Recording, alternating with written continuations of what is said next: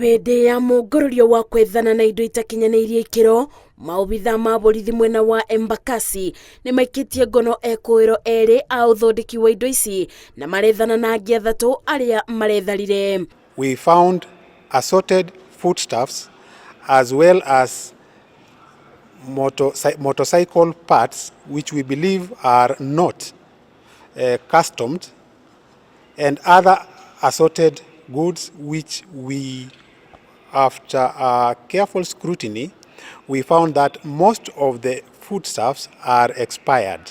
Maobitha aya marabithũkĩire indo ici ciĩkĩrĩtwo ibandĩko cia kwĩthondekera thengia nĩ iria ciumĩte kambuni-inĩ iria ithondekete. Maobitha ma ũgima wa mwĩrĩ makiuga nĩ ũgwati kũrĩ arĩa mendagĩrio indo ici, aingĩ ao marĩ aikari a Nairobi. When we went to that facility, that premise, there was no any other license to show that they are allowed to do the business within the county. Maobitha aya maugĩte andũ aya makoretwo makĩbĩtithia mũingĩ amu thũgũrũ ĩno ĩtirĩ nginya marũa ma wĩra. We also came across many crates of soda,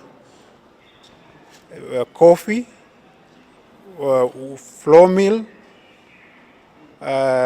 blue bands, and other edible oils. We are putting the business owners into notice.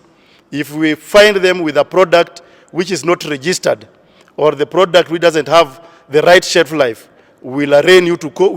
We'll catch up with you, we'll arrest you and arraign you to court. Indo ici iria nyingĩ ciacio nĩ irio itwarĩtwo rabu-inĩ nĩguo gwĩkwo ũthuthuria kana nĩ irĩ na thumu ũrĩa aikari mangĩkorwo marĩte. Ngĩribotera Inooro TV, njĩtagwo Masi wa Ndia wa Mũrĩithi.